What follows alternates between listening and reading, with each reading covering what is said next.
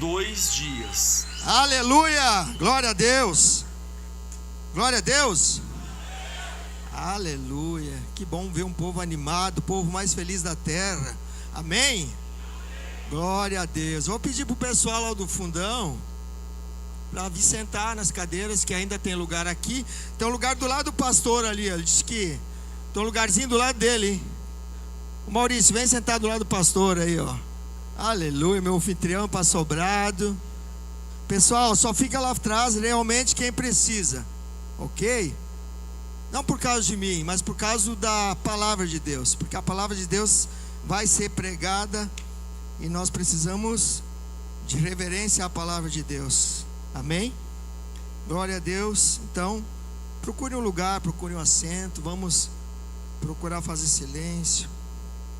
Amém? Para que todos possam se alimentar da palavra. Amém. Glória a Deus. Vamos abrir então nossa Bíblia em Êxodo 2, do 1 ao 8. Êxodo 2, do 1 ao 8. É uma palavra que a maioria de vocês, leitores da Bíblia, já conhecem, e nós vamos trazer uma palavra sobre restituição. Todos acharam? Vamos lá então. Um homem da tribo de Levi casou-se com uma mulher da mesma tribo, e ela engravidou e deu à luz a um filho. Vendo que era bonito, ela o escondeu por 3 meses. Quando já não podia mais escondê-lo, pegou um cesto feito de junco e o vedou com piche e betume. Colocou nele o menino e deixou o cesto entre os juncos à margem do rio Nilo. A irmã do menino ficou observando de longe para ver o que lhe aconteceria. A filha do faraó descera ao Nilo para tomar banho. Enquanto isso, as suas servas andavam pela margem do rio. Nisso viu o cesto entre os juncos e mandou sua criada apanhá-lo. Ao abri-lo, viu um bebê chorando. Ficou com pena dele e disse: esse menino é dos hebreus. Então a irmã do menino aproximou-se e perguntou à filha do faraó: a senhora quer que eu vá chamar uma mulher dos hebreus para amamentar e criar o menino? Quero, respondeu ela. E a moça foi chamar a mãe do menino. Amém? Glória a Deus. Então, essa história fala a respeito de Moisés.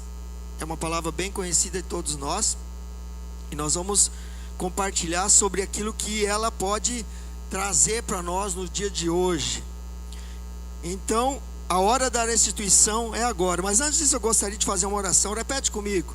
Senhor Jesus, eu abro o meu coração para que a tua palavra produza frutos que permaneçam na minha vida, em nome de Jesus.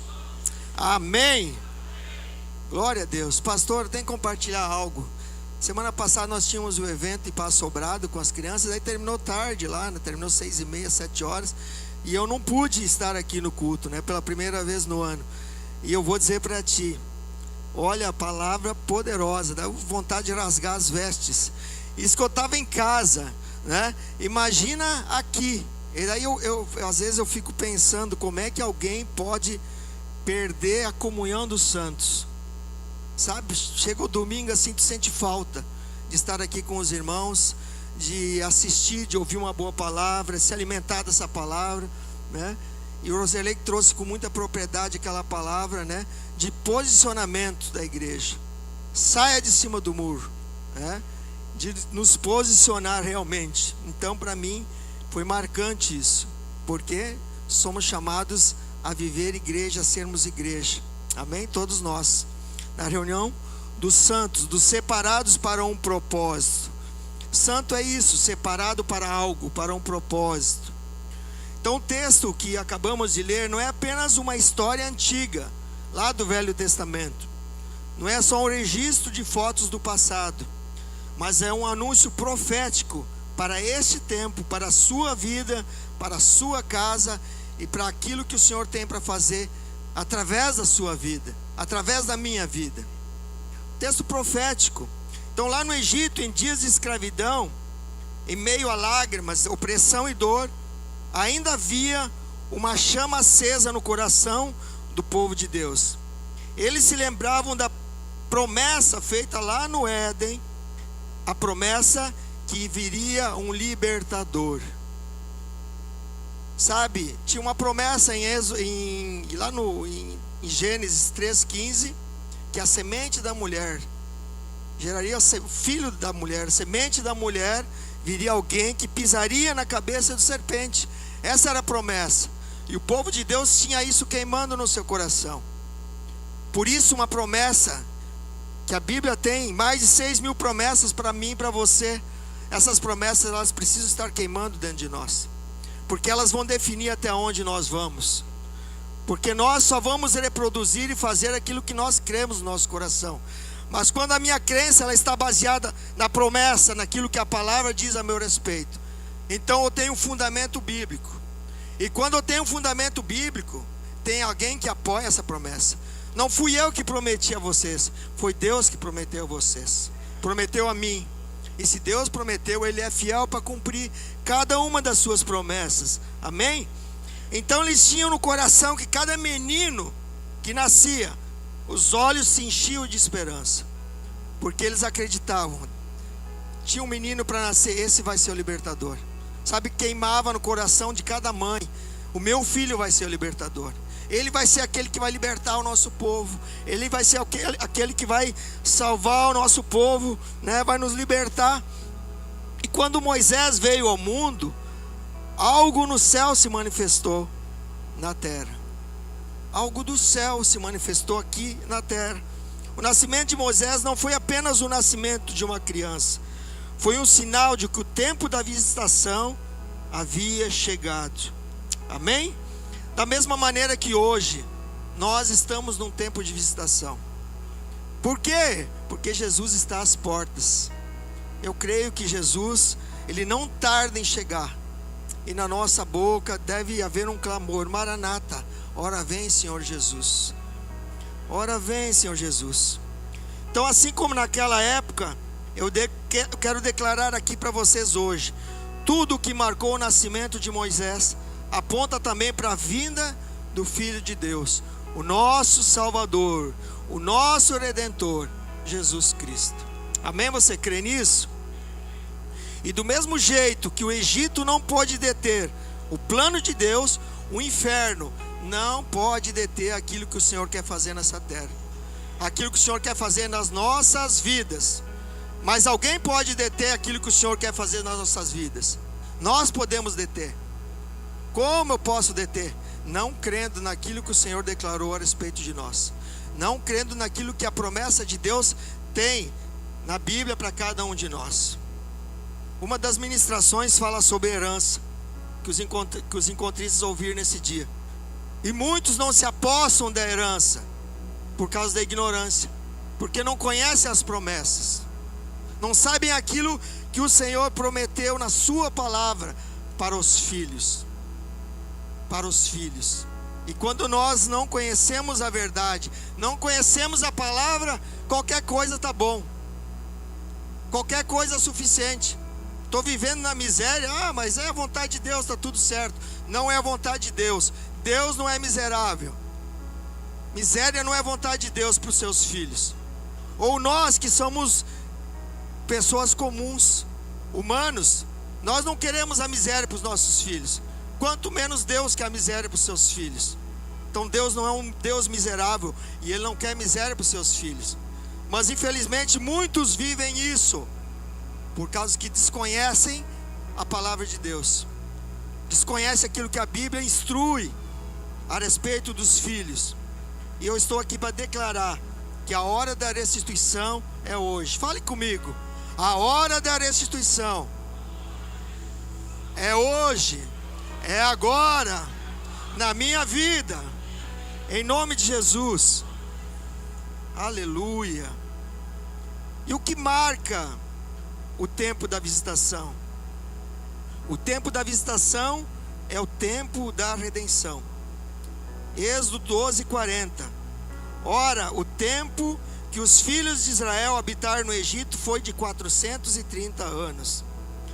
Ou seja, então Jacó, né, a maioria de vocês conhece a história. Jacó, houve grande fome na terra em que Jacó e seus filhos habitavam, e eles procuravam comida, alimento no Egito. José já tinha ido para o Egito, já tinha sido vendido pelos seus irmãos, e ele já era o primeiro ministro do Egito. E os seus irmãos foram para o Egito para procurar comida, procurar alimento. E José então traz todos os seus irmãos e seu pai Jacó, que era Jacó, se transformou em Israel.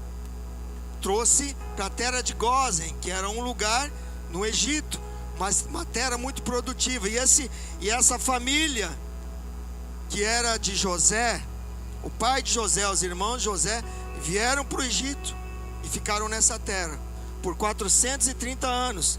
Nós achamos que os 430 anos que eles viveram no Egito foi todo esse tempo de escravidão, mas isso não é verdade, porque durante muito tempo José foi para lá muito novo, aproximadamente 17, 18 anos, e a Bíblia diz que ele viveu 110 anos.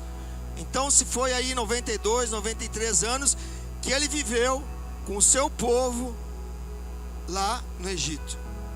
E o resto do tempo que faltava para completar os 430 anos, Faraó, que não conhecia José, ele começou a ver que aquele povo se multiplicava, crescia muito, multiplicava, gerava muitos filhos, né? Assim como, não, o André não é mais a referência, né? Agora é o Léo, né? É o Léo que tem muitos filhos. Eles geravam muitos filhos. O povo hebreu gerava muitos filhos. E Faraó ficou com medo que eles se rebelassem e tomassem o controle do Egito. Mas o povo de Deus era muito tranquilo, muito manso, e acabou sendo escravizado por Faraó. Sendo escravizado por Faraó. E a escravidão, ela só começou em Êxodo 1:8, que diz assim: entremente se levantou um novo rei sobre o Egito, que não conhecera José. E por que esse novo Faraó tem raiva agora dos hebreus? Porque José serviu a dinastia asiática do faraó Ixos, que era semita, assim como o povo hebreu. Nós ouvimos muito esse termo, né? Semita, antissemita, nos noticiários, né? E eu procurei o que é o semita. Semita é um grupo étnico ou linguístico que, segundo a Bíblia, são descendentes de Sem, filho de Noé. Filho de Noé. Então, esse faraó, ele não era semita, ele era antissemita, e ele era da África. Então ele perseguia o povo hebreu. Ele aprisionou o povo hebreu. Era alguém que iria apagar aquilo que José tinha feito no Egito. Toda a história de José no Egito, vocês sabem o que José fez. Desvendou sonhos, trouxe fartura num momento difícil daquele lugar. Mas ele foi perseguido por esse faraó. O povo dele, né, os descendentes dele foram perseguidos por esse faraó. Portanto, o alvo desse faraó, Ramsés I, era apagar a memória de José. Mas a história que Deus faz através de alguém nunca pode ser apagada. A história que você vai escrever em Deus, o legado que você vai deixar, ninguém pode apagar. Ninguém pode apagar. Ninguém pode destruir. Da mesma maneira que ninguém conseguiu apagar aquilo que José fez no Egito. Ninguém pode apagar a memória. Mas José também, ele aponta para Cristo. É uma figura de Cristo, né? E existe várias coisas em comum. Eu quero trazer algumas para vocês. Existe mais de 30 coisas em comum entre José e Jesus. Por quê? Porque José, ele aponta para Jesus. Muitas das coisas que José fez e viveu, elas apontam para aquilo que Jesus viria fazer. E ele fez, né, para o seu povo. Então, primeiro, algumas delas, a revelação divina apontava-o como rei sobre os irmãos. José, né? Jesus também como rei. Que mais? José, obediente ao pai, conspiravam contra ele, tiraram as suas vestes. José também foi vendido e traído, como Jesus, temporariamente morto. Mentiram sobre o seu corpo. Deus estava com ele. Foi tentado e resistiu à tentação. Quando ele fugiu, da mulher lá que tentou agarrar ele. Nele estava o Espírito de Deus, acusado falsamente. Perdoou os que lhe fizeram mal e foi um salvador na época de fome. Tudo isso fala de José, mas também aponta para o nosso Senhor Jesus. Aponta para Jesus. E quando chega a hora de José morrer, ele dá uma ordem aos seus irmãos. Essa ordem está lá em Gênesis 50, versículo 24 e 25. Quero ler para vocês. Diz assim: disse José aos seus irmãos: eu morro, porém Deus certamente vos visitará e vos fará subir dessa terra para a terra que jurou a dar a Abraão, Isaque e Jacó. José fez jurar os filhos de Israel, dizendo: certamente Deus vos visitará e fareis transportar os meus ossos daqui. Olha só a palavra profética que José libera sobre o seu povo, sobre Israel, sobre seus irmãos, que Deus visitaria aquele povo. Deus os visitaria e os tiraria daquele lugar e levaria eles para a terra prometida. Essa era a palavra que estava queimando no coração deles. Essa era uma palavra que eles tinham para eles. E José, ele diz: eu não quero que nem os meus ossos fiquem aqui, nesse lugar. Nem os meus restos mortais fiquem aqui no Egito. Quando vocês saírem daqui, levem os meus ossos junto. Não fique nada meu nesse lugar. E foi justamente o que aconteceu. Levaram até os ossos de José. Isso é incrível realmente, porque José fez uma coisa, muita coisa. José foi alguém que fez muita coisa. O que ele fez? Alimentar o povo. Ele interpretou sonhos. Foi alguém muito usado por Deus naquele tempo. Mas olha só, mas ele só entrou no rol da fé por causa do que ele falou acerca dos seus ossos. Olha só, ele só entrou lá em Hebreus, fala dos homens da fé, homens e mulheres da fé. Entrou no rol da fé por causa daquilo que ele falou dos seus ossos. Lá em Hebreus 11, 22 diz assim: pela fé, José no fim da vida fez menção à saída dos israelitas do Egito e deu instruções acerca dos seus próprios ossos. Pela fé. Só estão lá aqueles que vivem e agem pela fé. E José só foi para lá por causa dessa palavra profética. A fé que queimava no seu coração, que um dia Deus visitaria o seu povo, resgataria o seu povo do Egito, da mesma maneira que eu e você fomos resgatados desse mundo. Esse mundo, nós só estamos por aqui de passagem, nós não pertencemos mais a esse mundo. Nós fomos resgatados das mãos de Satanás, desse mundo que não tem nada a nos oferecer, nada a nos oferecer, porque nosso reino não é aqui, a nossa nação não é aqui. Temos um outro lugar reservado para cada um de nós. Então toda essa história da saída dos hebreus do Egito, depois das 10 pragas, aponta para aquilo que Jesus faria. Tudo aquilo que Moisés fez, vocês conhecem a história das 10 pragas, de todo o resgate de mais de 3 milhões de pessoas que saíram do Egito, apontava para aquilo que Jesus, para milhares e milhares e milhares, que Jesus, através de mim e de você, vai resgatar das mãos de Satanás, dessa terra perdida, no nome de Jesus. Hoje, nesse final de semana, 53 pessoas foram resgatadas das trevas, em nome de Jesus. E muitos aí fora ainda precisam ser resgatados. E o Senhor, Ele conta comigo e com cada um de vocês para que isso aconteça. Isso é um encargo que deve queimar no nosso coração. Isso deve ser algo que nos motiva, que faz nos posicionar, que nos move acerca daquilo que Deus tem para cada um de nós. Mas tem mais uma coisa em comum entre José e Jesus. José, quando Moisés pediu que alguém tirasse os ossos de José do Egito, ele deixou uma sepultura vazia. Da mesma maneira como Jesus deixou uma sepultura vazia. Uma sepultura vazia, mas algo em comum que aponta para a semelhança, que aponta que realmente ele veio como um libertador, como alguém enviado por Deus, e que aponta a Jesus em todo momento. O Egito, ele representa o mundo, a escravidão representa a carne, e o faraó representa Satanás, que nos aprisiona, que nos prende nos nossos pecados. Nos prende aonde? Como? Aqui, ó, na nossa mente.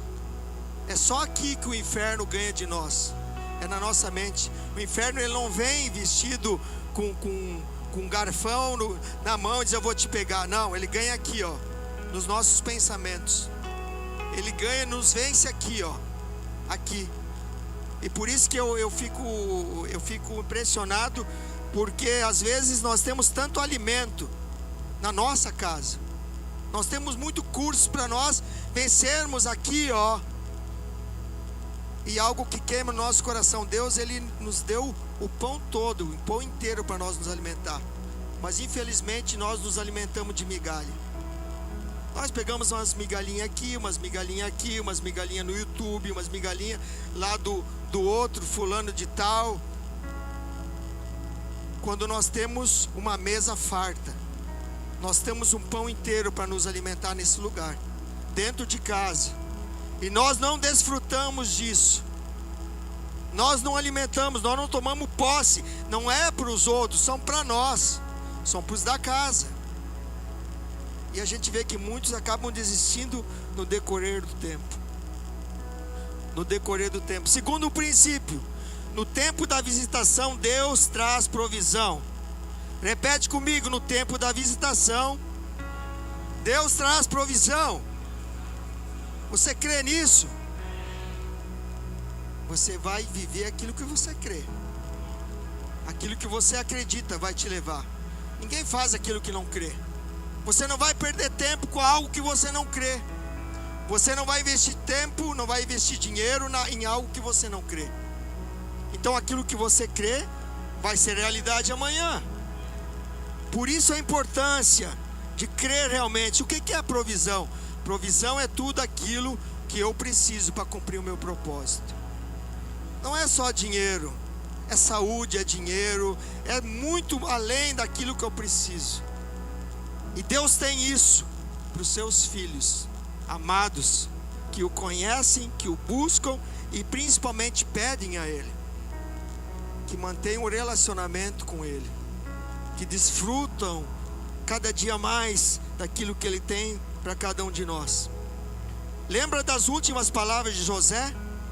Diz assim: vai chegar o dia em que Deus visitará o seu povo, e eu não quero que vocês deixem os meus ossos nesse lugar, no Egito.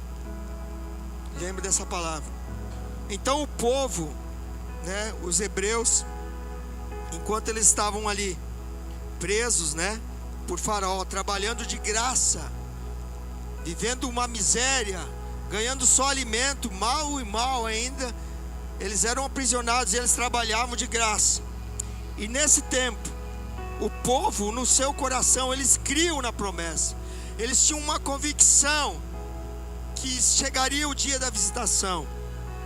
Chegaria o dia da visitação. Isso queimava dentro deles. Mas chegaria com o nascimento de um menino, que se tornaria o libertador do povo. Amém? Glória a Deus.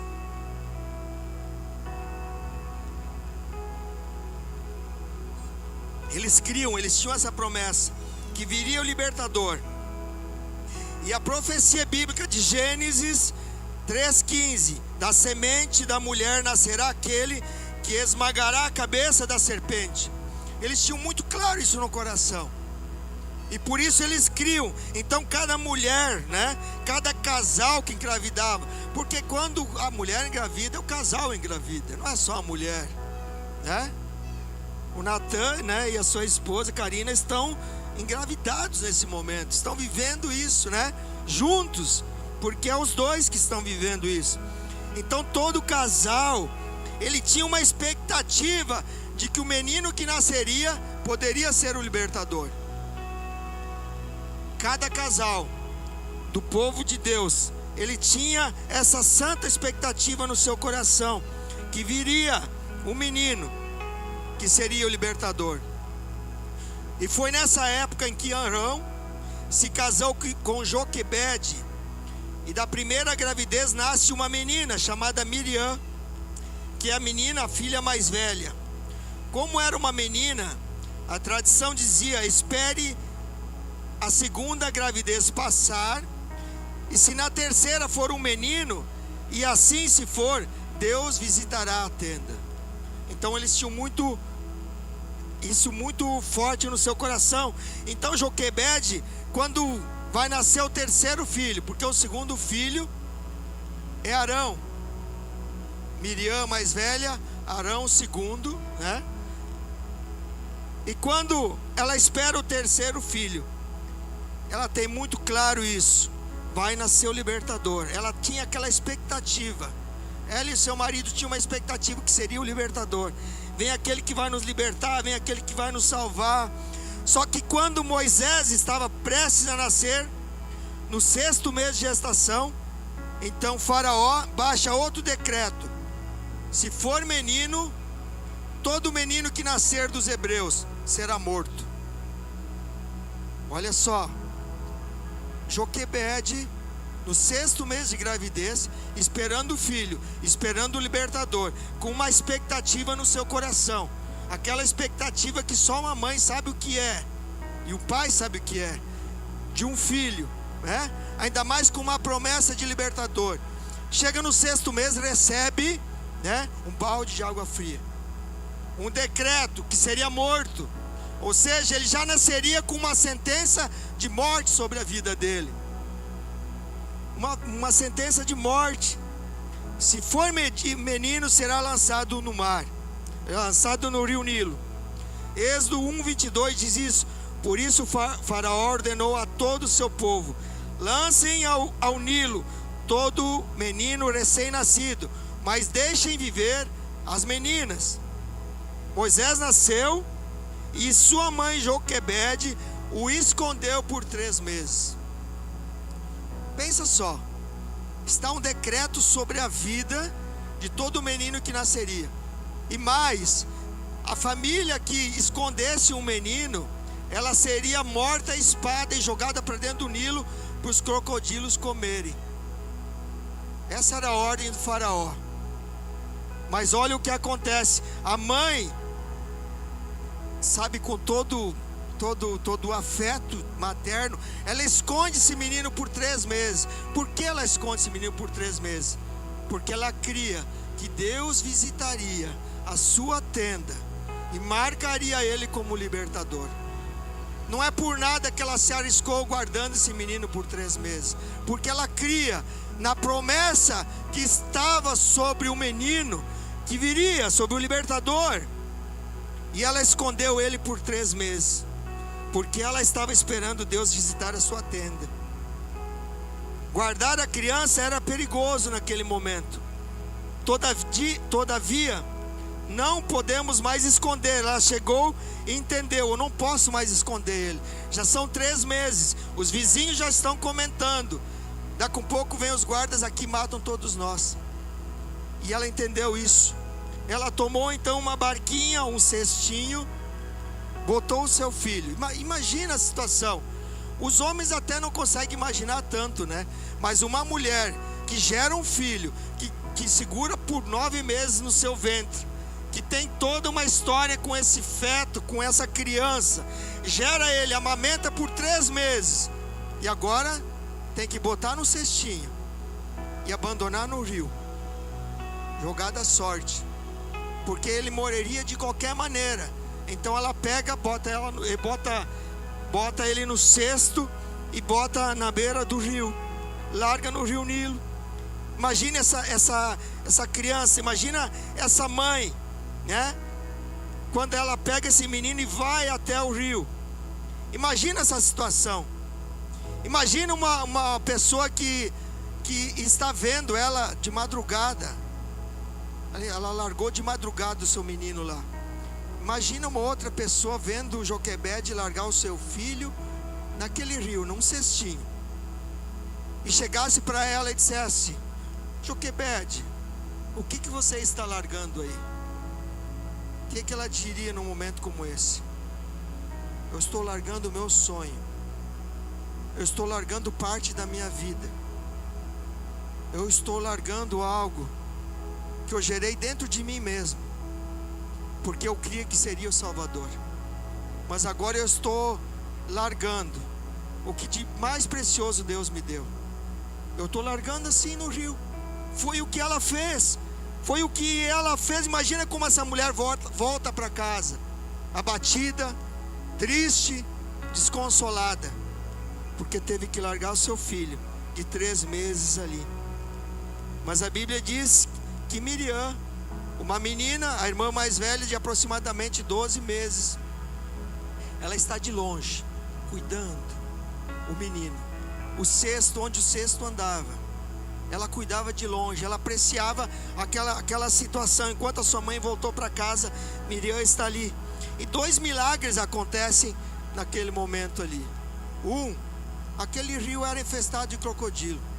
Aquele cesto está ali, vagando no meio dos juncos, na beira do rio, e nenhum animal matou aquele menino, comeu aquele menino.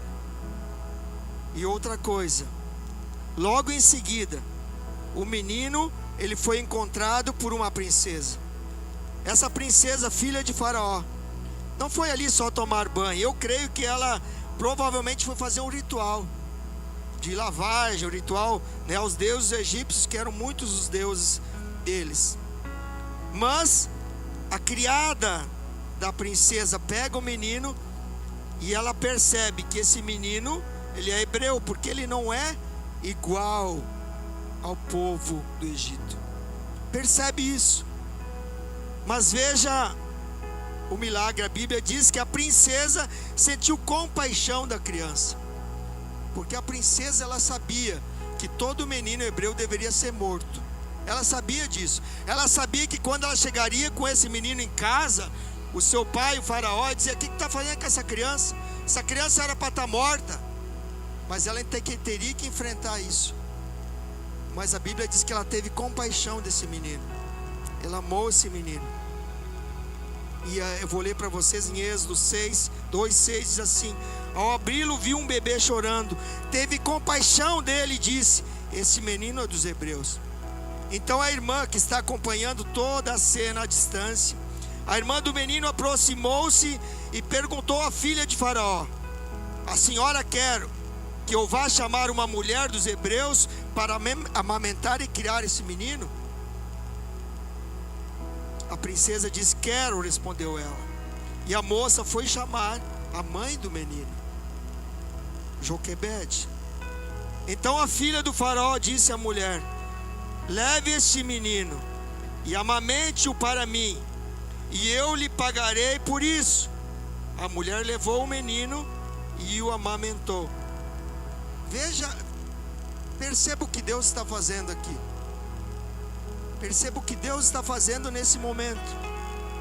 O que Deus está fazendo naquele momento. Moisés, aquele menino, ele é colocado naquele rio como um escravo, como alguém que seria morto, não viveria. Ele desce para o rio como um escravo, mas ele sai dali como um príncipe, protegido pela filha do faraó. Ninguém tocaria nele. Ninguém tocaria nele, porque ele estava protegido pela princesa. Olha como Deus faz. Olha como Deus age.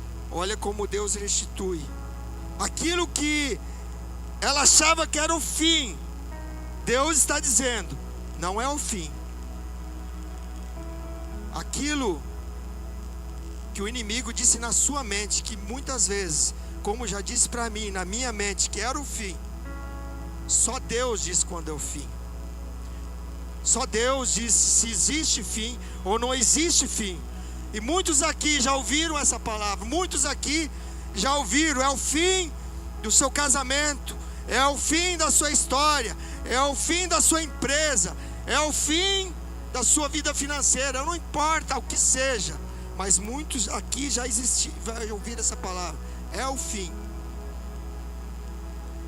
Mas essa mulher, veja o que Deus está fazendo.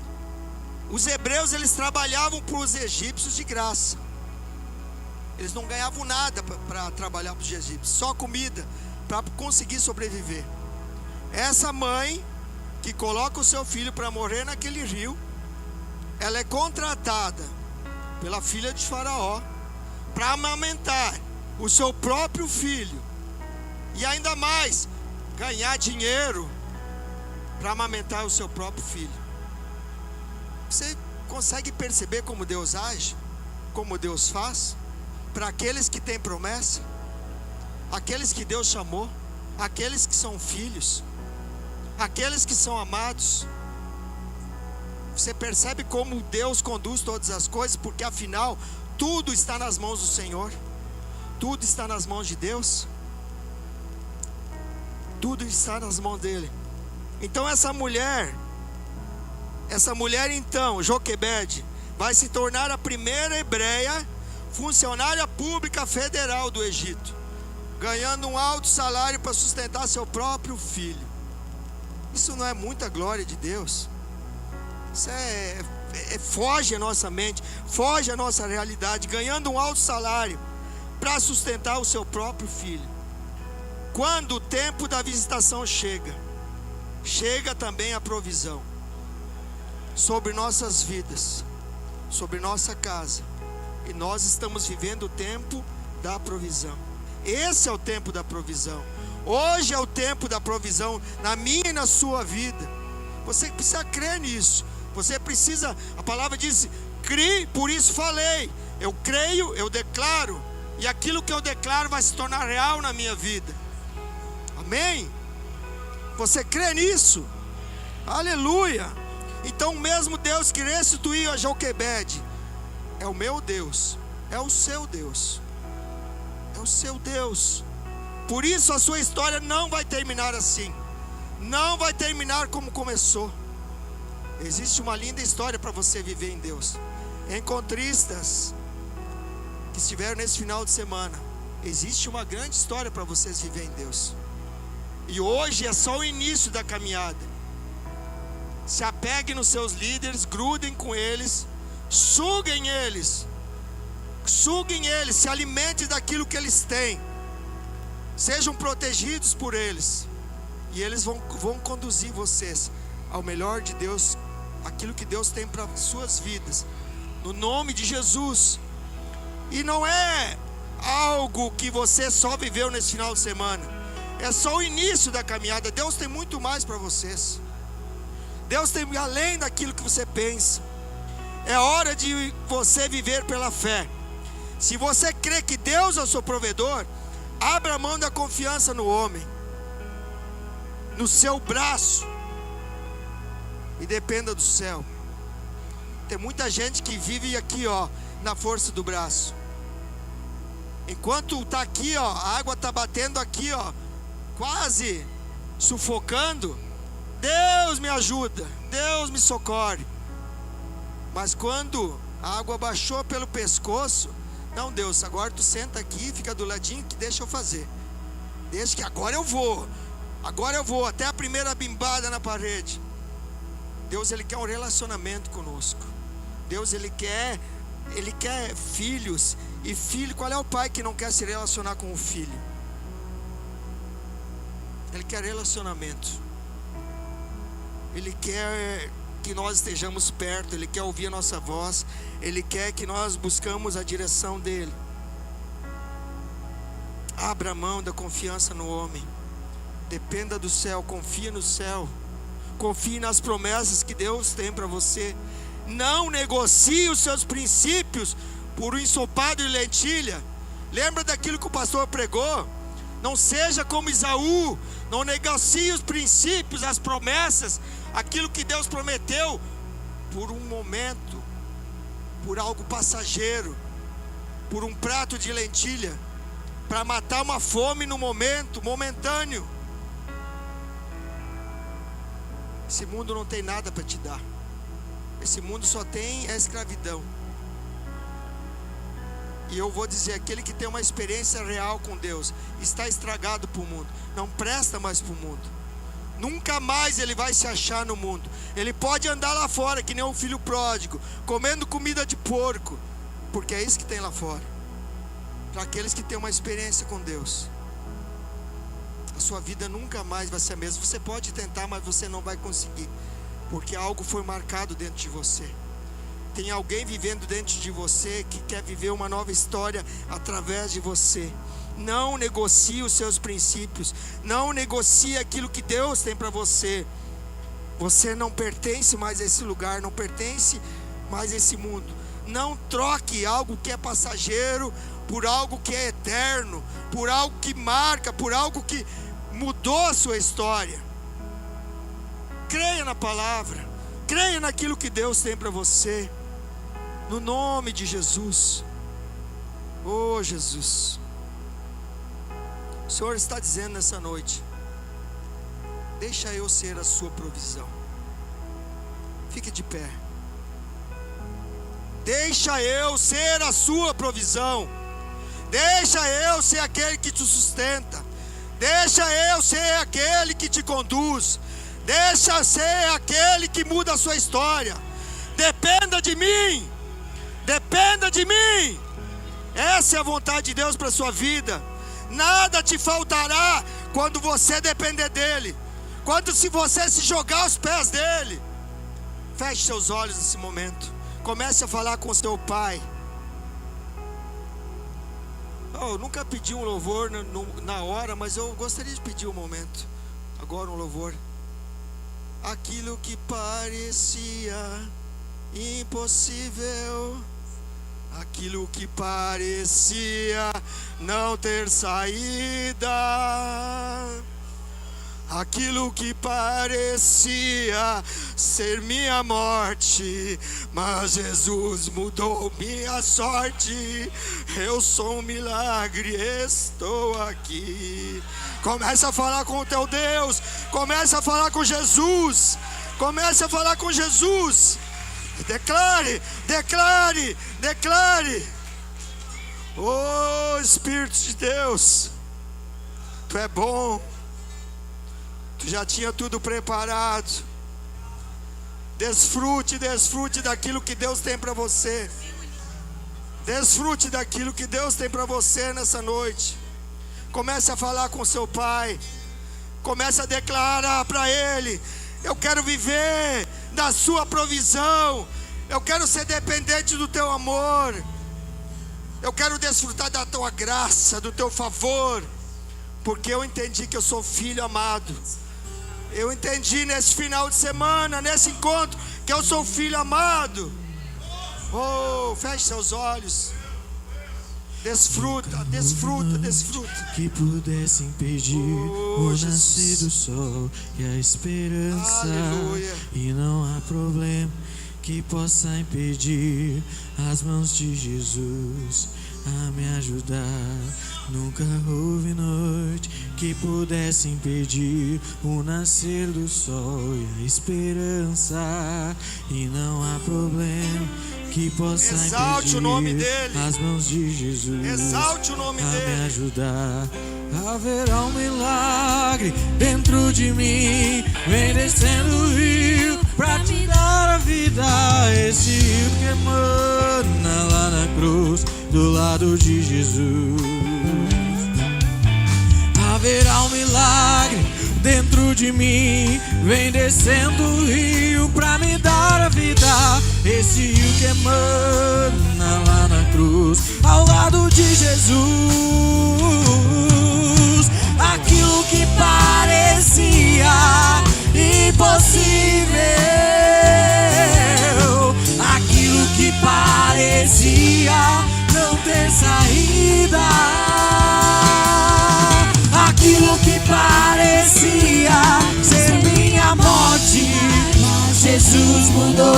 minha sorte, sou um milagre, estou aqui. Aquilo que parecia impossível, aquilo que parecia não ter saída, aquilo que parecia ser minha morte, mas Jesus mudou minha sorte, sou um milagre, estou aqui. Eu sou teu milagre, usa-me, eu quero te servir. Usa-me, eu sou a tua imagem. Usa-me, ó filho de Davi.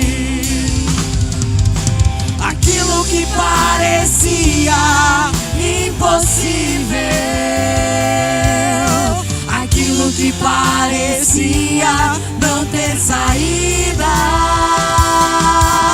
aquilo que parecia ser minha morte, mas Jesus mudou minha sorte, sou um milagre, estou aqui.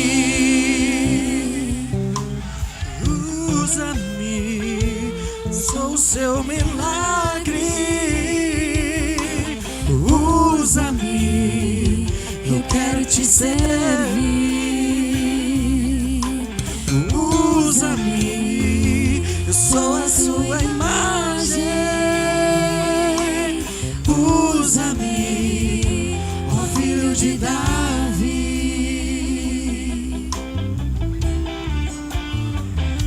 Sou teu milagre. Aleluia. Glorifica o nome dele. Exalte o nome dele. Continue falando com ele. Usa-me, sou sua imagem. Usa-me, ó filho de Davi. Eu quero chamar aqui na frente. Eu quero chamar aqui na frente aquele que crê que tem uma promessa para sua vida, que tem uma promessa para sua história, que vem aqui para frente. E eu gostaria que os encontristas ajudassem a orar por essas pessoas, aqueles que foram cheios do Espírito nesse final de semana, junto com a liderança, orasse por essas pessoas. Aquele que tem uma promessa, saia do seu lugar e venha aqui para frente. Aquele que crê que tem uma promessa na sua vida, vem aqui pra frente. Eu sou a sua imagem. Espírito de Deus, vem aqui pra frente. Ó filho de Davi. Usa-me, eu sou o teu milagre.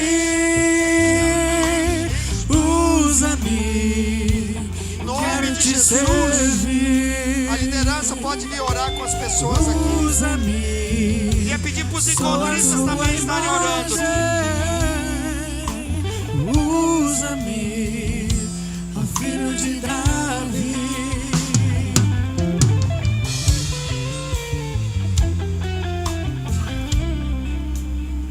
Aleluia. Aleluia. Pode grudar mais um louvor.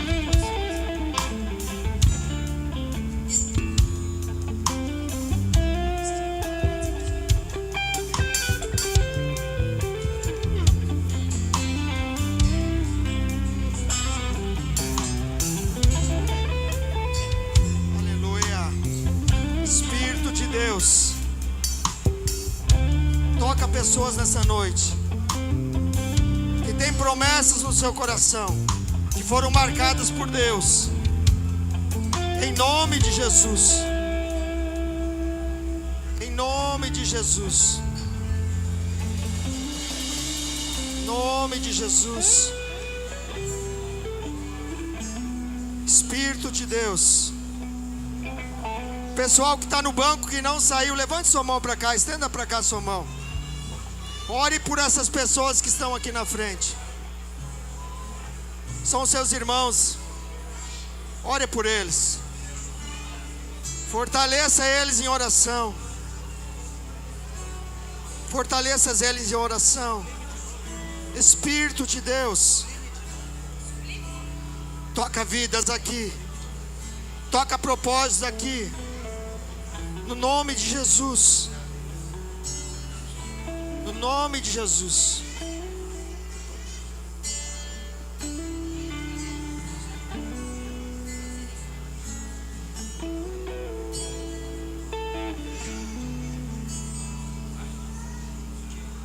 Quem é como tu,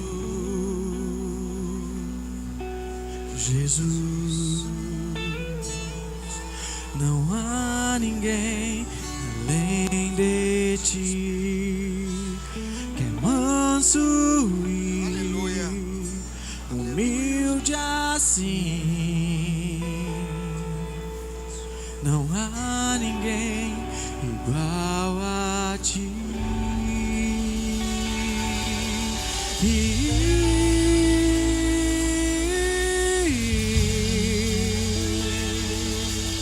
Não há maravilhoso, admirável, tão sublime, glorioso.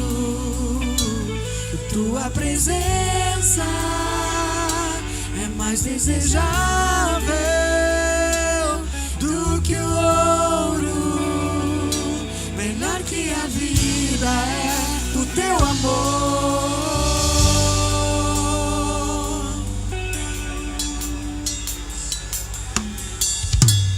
Quem é como tu, Jesus? Não há ninguém igual a ti, que é manso e humilde assim. Não há ninguém igual a ti.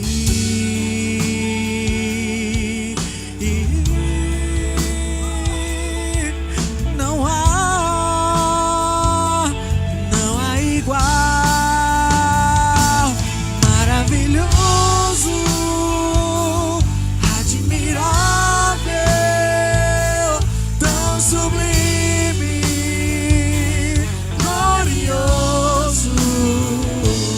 Tua presença é mais desejável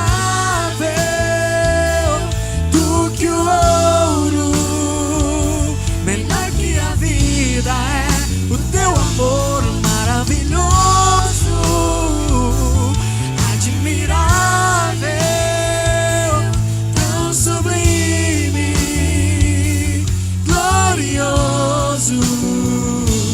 Tua presença é mais desejável do que o ouro, melhor que a vida é o teu amor.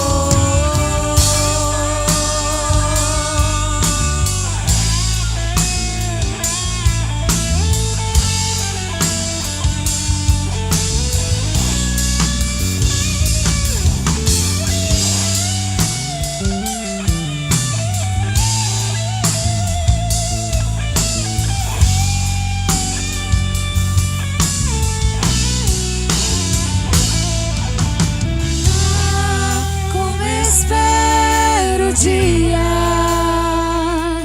em que verei a face do meu amado.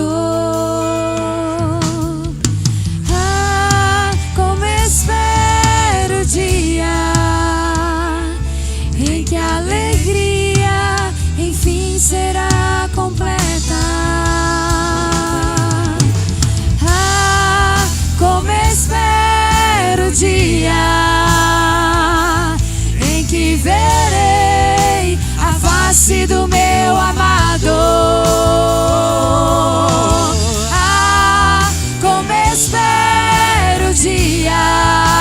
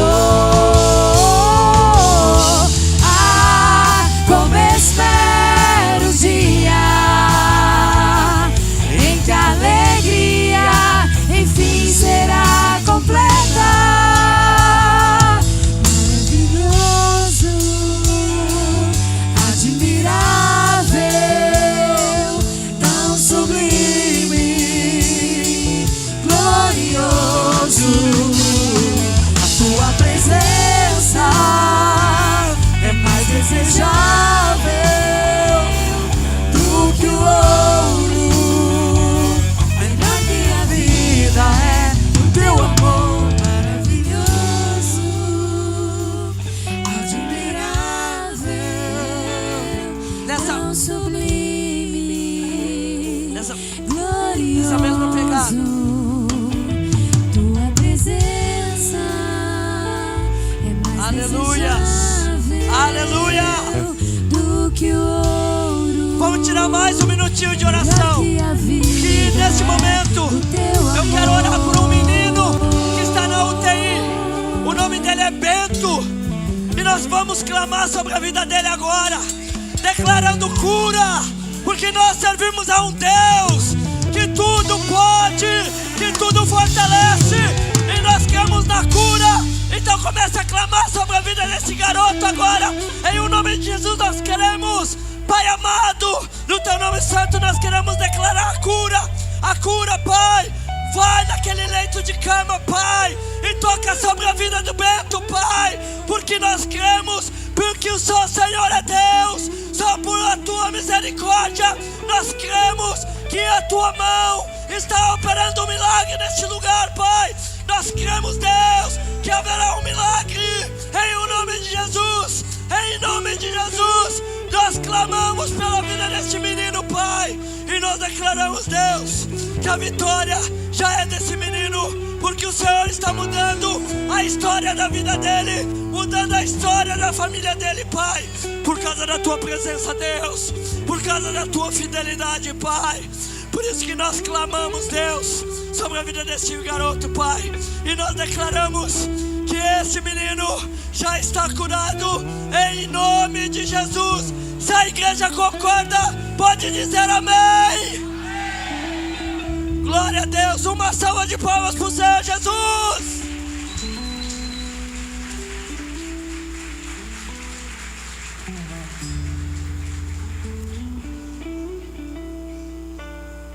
Glória a Deus, aleluia.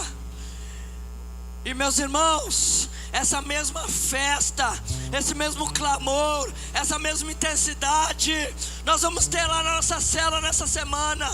E eu convido você a estar jejuando, a estar orando pela vida dos teus irmãos, declarando palavra de vida, palavra de sorte, de bênção. Por isso, não saia daqui sem abraçar pelo menos homens, 5 homens, 10 homens, mulheres, 10 mulheres. E no final ali, nós temos doce para vender. Quem quiser abençoar e tiver com fome, tem doces ali. E você que está em casa nos assistindo hoje, nós queremos declarar sobre a tua vida, sobre a tua casa. E muito obrigado por estar nos assistindo. E até semana que vem, neste mesmo lugar, nós vamos estar aqui. Amém. Vão em paz e Deus acompanhe cada um de vocês.